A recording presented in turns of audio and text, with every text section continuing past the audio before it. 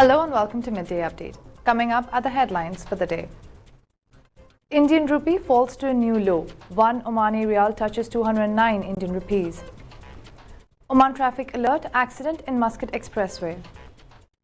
New guide details ease of doing business in Oman. New York Attorney General sues Donald Trump and family for fraud. Imran Khan lauds Prime Minister Modi and slams Nawaz Sharif for owning billions of properties abroad. Biden and UN chief discuss Ukraine war and Black Sea grain deal in New York. Men in blue aim for equalizer against Australia, look to end top order and death bowling struggles. Lewandowski says World Cup will be challenging. Those were the headlines. Now for the local stories for the day. The Indian currency rupee breached the psychologically crucial 80 mark again today to touch another fresh all-time of 80.44 against the US dollar. According to the online currency converter XE, Omani Riyal 1 was fetching approximately INR209, bringing smiles back on the faces of Indian expats. Many Indians rushed to exchanges houses to remit the savings back home. The Indian currency had closed at 79.97 the previous day. This sharp depreciation was because of the current strength in the US dollar index. Indian stocks declined, though marginally, on Thursday morning in line with weak global cues, following yet another policy rate hike by the US Federal Reserve in its fight against high inflation. However, a steep decline was likely cushioned as investors seem to have already discounted the possible rate hikes by the US Central Bank. The big question from the Indian market perspective is whether India's outperformance will continue in the present global risk-off context. Investors can remain optimistic but be cautious as India's valuations are on the higher side, said V.K. Vijay Kumar, Chief Investment Strategist at Georges Financial Services. Financials, capital goods, select autos, telecom and construction-related stocks can be brought on declines, Vijay Kumar said. The key policy rate in the US was raised by 75 basis points to 3.0 to 3.25%, which is the third consecutive hike of the same magnitude. The US Central Bank seeks to achieve maximum employment and inflation at the rate of 2% over the long run, and it anticipates that the ongoing hikes in the target range will be appropriate. Reacting to the rate hike move, stocks in the US fell nearly 2% to close the day.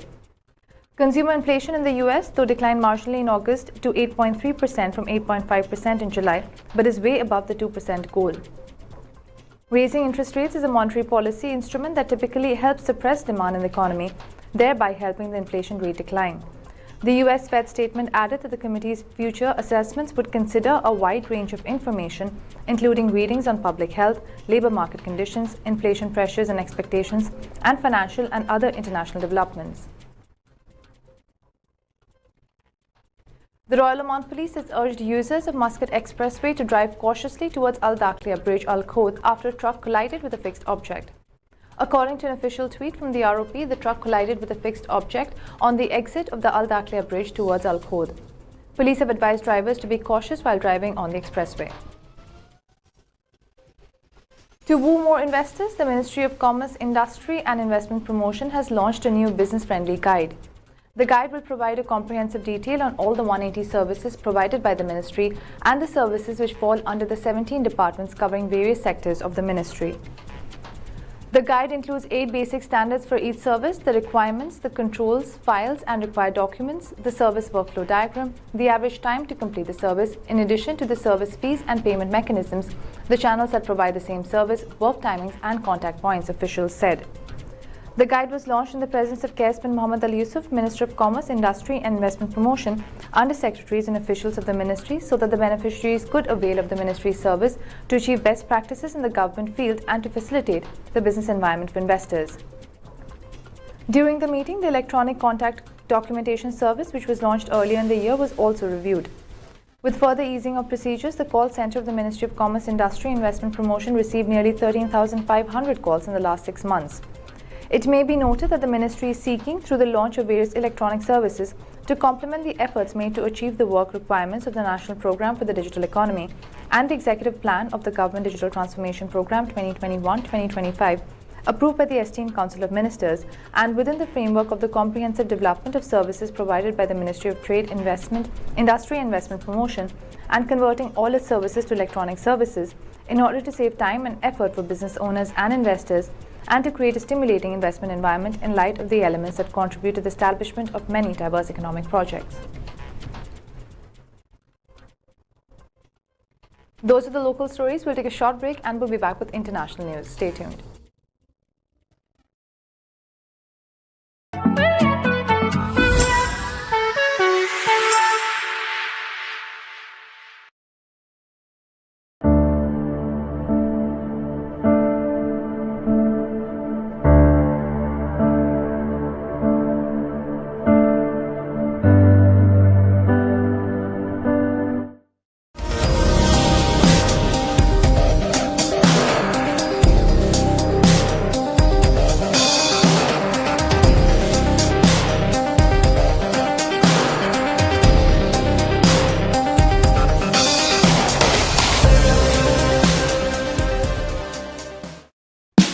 Oman's largest online supermarket now has no minimum order limit.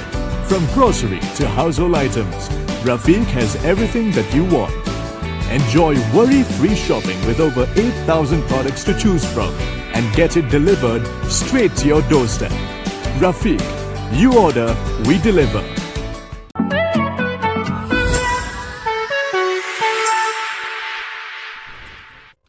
Welcome back to Midday Update. Now for the international stories. New York Attorney General Letitia James filed a civil lawsuit on Wednesday against former President Donald Trump, accusing him and members of his family of numerous acts of fraud and misrepresentation. With the help of his children and senior executives at the Trump Organization, Donald Trump falsely inflated his net worth by billions of dollars to unjustly enrich himself and cheat the system, James said in a statement. The aim was to boost Trump's billionaire image by overstating his asset values to obtain favorable loans and understating them for tax breaks. Claiming you have money that you do not have does not amount to the art of the deal. It's the art of the steal, James said. She also referred the case to federal prosecutors and the U.S. Internal Revenue Service for criminal investigation. Trump has repeatedly denied any wrongdoings and said James, a Democrat running for a second term in November, was busy waging a bitter crusade against him. The lawsuit accused the Trump Organization of wrongdoing in preparing Trump's annual statement of financial condition from 2011 to 2021. It also named Donald Jr., Ivanka, and Eric Trump as defendants, along with two longtime company executives, Alan Weisselberg and Jeffrey McConney.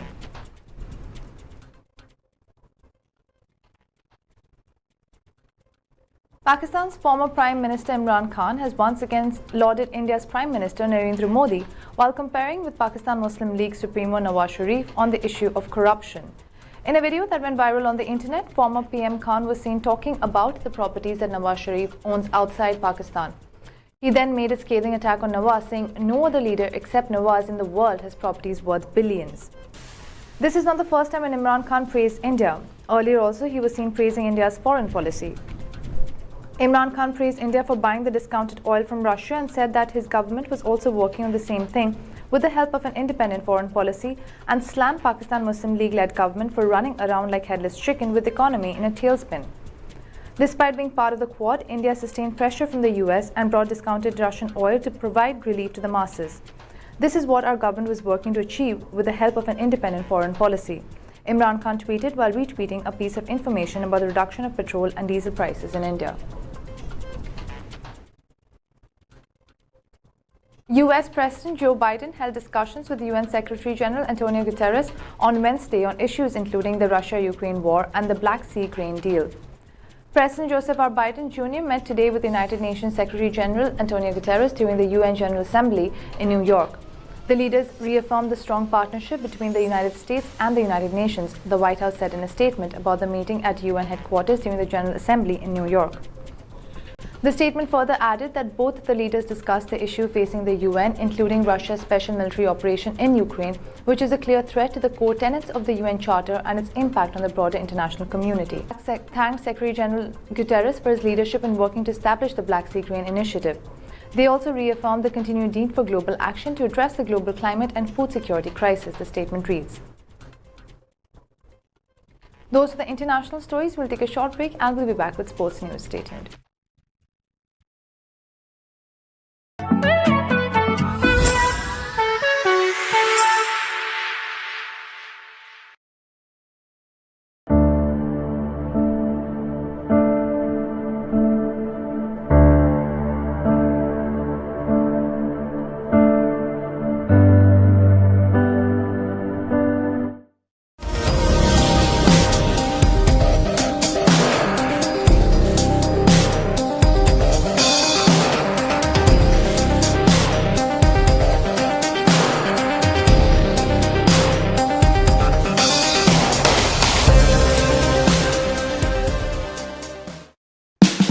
Oman's largest online supermarket, now has no minimum order limit. From grocery to household items, Rafiq has everything that you want. Enjoy worry-free shopping with over 8,000 products to choose from and get it delivered straight to your doorstep. Rafiq, you order, we deliver.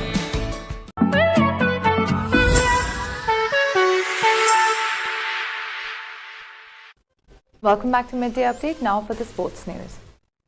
When India takes to the field in Nagpur for the second T20 International against Australia, they will be seeking a chance at a series-levelling win after their bowling let them down previously in Mohali.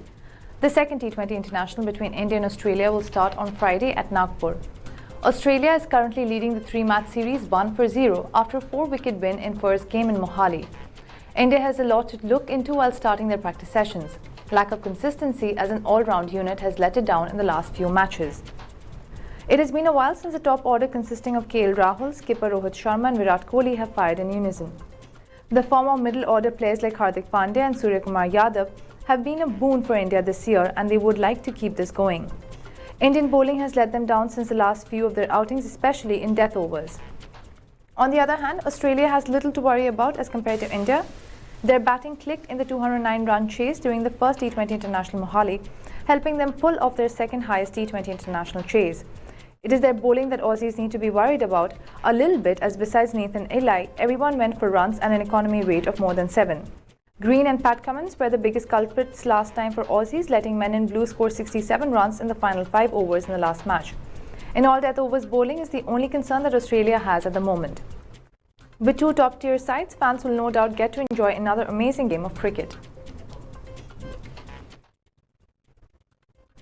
Poland captain Robert Lewandowski admitted that his team will face an uphill task at the 2022 FIFA World Cup in Qatar. I don't know whether it will be the last big tournament for me, but I'm sure we will participate in a special competition which will be different from the previous editions. We will play the competitions during the season without additional preparations, Lewandowski said on Wednesday ahead of his team's match against the Netherlands in the UEFA Nations League on Thursday. This match will be one of Poland's last main tests before the World Cup, where they will face Argentina, Mexico and Saudi Arabia in the group stage. I don't see us as favourites to move into the next stage. Mexico always plays very well on the big stage, while every opponent will be difficult to beat. It's a big challenge for us to fly to Qatar and play the most important match of the year. I believe the result of our first game against Mexico will be crucial, the forward added. The 34-year-old has made a perfect start to life at Barcelona after joining the club from Bayern Munich this summer. Lewandowski sits top of La Liga's goal-scoring chart with 8 goals from 6 games. Those were all the local, international and sports stories for the day. For more updates, stay tuned and keep watching TTV. You've just heard the live feed from the TTV studios on TFM 95.4. Let's talk.